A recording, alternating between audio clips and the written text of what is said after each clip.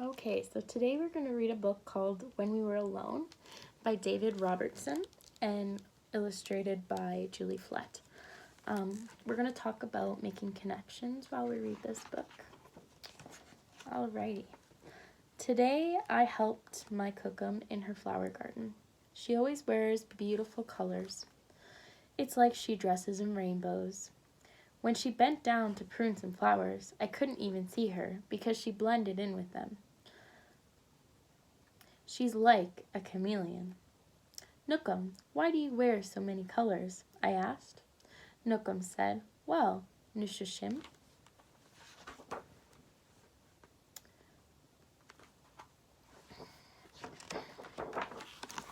So on this page, I make a connection to gardening with my grandmother. This was something I did very often when I was young, and I also did it with my mother. I'm sure many of you can also relate. I also make a connection to clothing. I like to wear a lot of colorful clothing myself, and some might even say I'm also like a chameleon. So for our next page. When I was young, at home in my community, my friends and I wore different colors. But at the school I went to, far away from home, they gave us different clothes to wear. All the children were dressed the same, and our clothes weren't colorful at all. We all mixed together like storm clouds. Why did you dress like that? I asked. They didn't like that we wore such beautiful colors, Nookum said. They wanted us to look like everybody else. So on this page, I make a connection to residential schools. Seeing the language like the school I went to far away reminds me of residential schools and the background knowledge I have about residential schools. Now I know that these connections might be a little complex, but we're beginning to learn about residential schools in grade 1, and I think that making the connection to residential schools and the different things that the students going to residential schools went through and faced is very important to understanding the context and the meaning behind this book.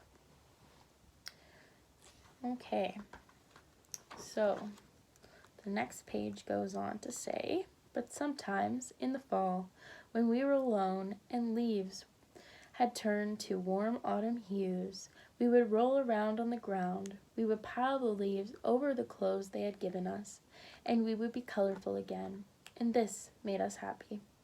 Now Nookum said, I always wear the most beautiful colors. So on this page, I start to make a lot of connections to fall. I think about different activities, feelings, and different things that are happening in the fall, as well as how I connect with fall. For myself, I have a fall birthday, so fall is a very important month to me, and I connect and think about my birthday and those kinds of things that happen during the fall. I also think about rolling around in the leaves. This is something I often did with my younger brother. He and I would make huge piles of leaves and jump in them and roll around and have a really fun time. And this also made us very happy. But it's interesting to note the different reasons for rolling around in the leaves. Okay, after I helped with the flowers, I went over to the back gate. There were vines covering the gate, and they reached all the way to the ground. When my cookum turned to fix the latch, I saw her braid hung almost to the vines. It was like she had a tail. Nookum, why do you wear your hair so long? I asked.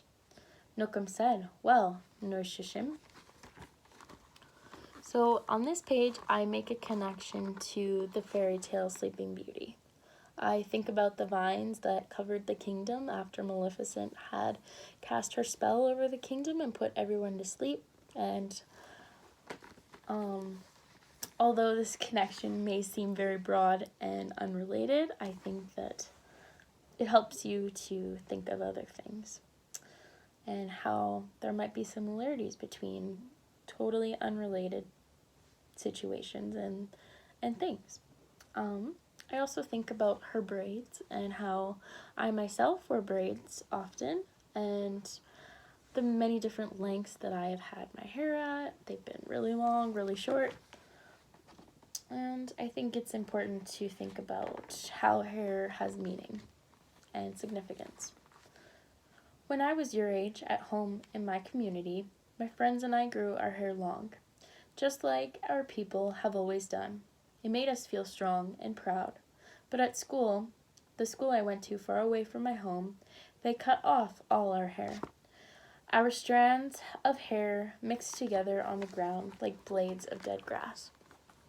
I think this is another important page. I make a connection to having my own hair chopped off without my permission. When I was younger, my brother came up to me with a pair of scissors and cut off a big chunk of my hair. But that moment and that situation really caused me to feel a big sense of loss in the way that I had grown so attached to my hair, and it was a big part of who I was, and losing a lot of it really made me feel different about myself. And I think it's important to note that the residential school children may have been feeling that same way. So that's all I have for right now.